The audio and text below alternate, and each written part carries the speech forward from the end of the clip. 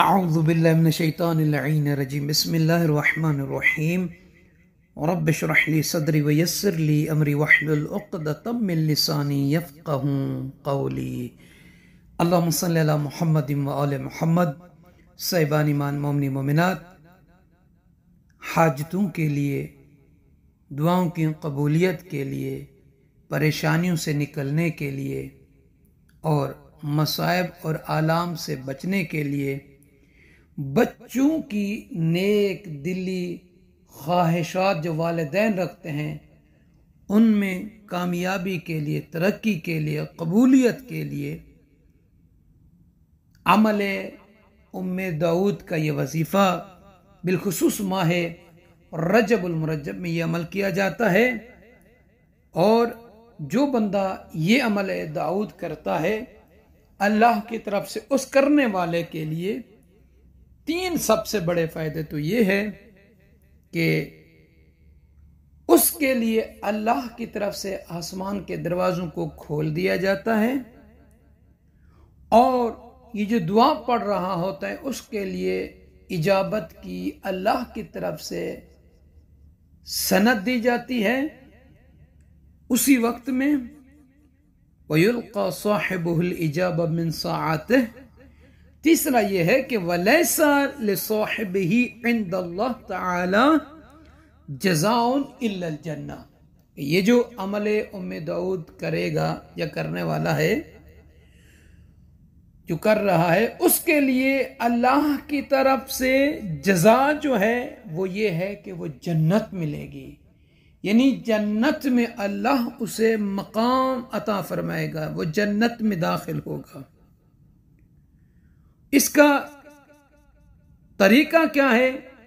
ماہ رجب المرجب کے 13، 14 اور 15 رجب، یہ 3 دن روزہ رکھنا ہے، اور 15ویں دن زوال کے وقت غسل کرنا ہے قربت کی نیت سے، اور اس کے بعد نماز ظہر کو پڑھنا ہے۔ نماز ظہر کے بعد عصر کی نوافل میں 8 رکعت نماز پڑھنی ہے، 2 کر کے، جس کا طریقہ یہ ہے کہ پہلی رکعت میں سورہ الحمد کے بعد سورہ توحید کو 3 مرتبہ اور سورہ کوثر کو 1 مرتبہ پڑھنا ہے۔ پہلی رکعت میں بھی، دوسری رکعت میں، یہ 2 کر کے 8 رکعت نماز، یہ نوافل پڑھنے ہیں، اور اس کے بعد عصر کی نماز تمام کریں صاف شفاف کپڑے پہن کر۔ جب یہ آپ عمل کر رہے ہوں تو یہ یاد رکھیے گا، اس وقت آپ کو کوئی ایسا کام نہ ہو کہ جو عمل سے موڑ دے، عمل سے ہٹا دے، یعنی کوئی آپ کے درمیان میں حائل نہ ہو، کوئی چیز، کوئی بندہ، بس آپ اپنے عمل کی طرف متوجہ ہوں خشوع اور خضوع کے ساتھ۔ اور اس کے بعد پہلا طریقہ جو ہے اس عمل کرنے کا، روبہ قبلہ بیٹھنا ہے، سورہ الحمد کو 100 مرتبہ پڑھنا ہے، سورہ توحید کو 100 مرتبہ پڑھنا ہے، اور آیت الکرسی کو جو ہے وہ 10 مرتبہ پڑھنا ہے۔ پھر اس کے بعد سورہ انعام، سورہ بنی اسرائیل، سورہ کہف، سورہ لقمان، سورہ یاسین، سورہ صافات،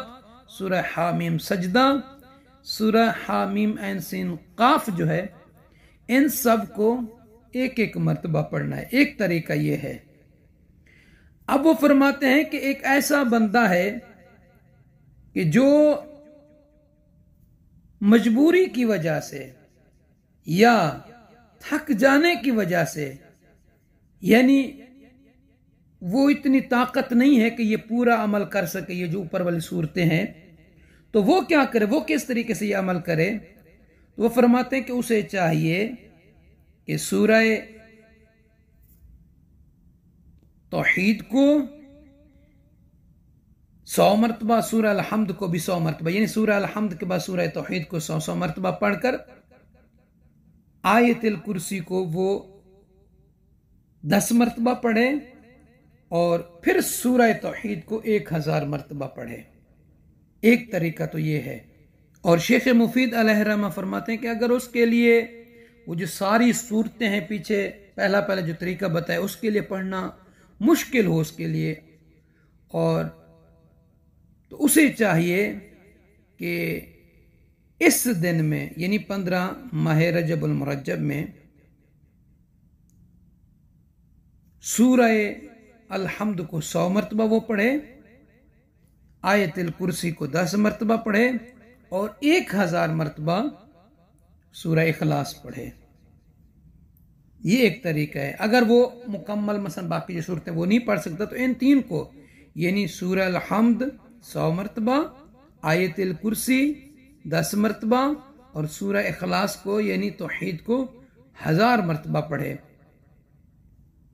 پھر اس کے بعد روبہ قبلہ بیٹھ کر ایک دعا ہے، وہ البتہ ویڈیو میں نہیں دے پائیں گے، وہ ڈسکرپشن میں آ گئی تو ٹھیک، ورنہ واٹس ایپ پہ دے کر رابطہ کر کے لے سکتے ہیں۔ وہ یہ دعا پڑھے، بسم اللہ الرحمن الرحیم، صدق اللہ العظیم الذي لا الہ الا هو الحی القیوم الذي ليس كمثله شيء وهو السميع البصير العلیم الخبیر شاہد اللہ انه لا الہ الا هو والملائکة وأولو العلم قائما بالقسط لا الہ الا هو العزیز الحکیم ان الدین عند اللہ الاسلام وبلغت رسله الكرام وأنا على ذلك من الشاهدين اللهم لك الحمد ولك المجد ولك العز ولك الفخر ولك القهر ولك النعمة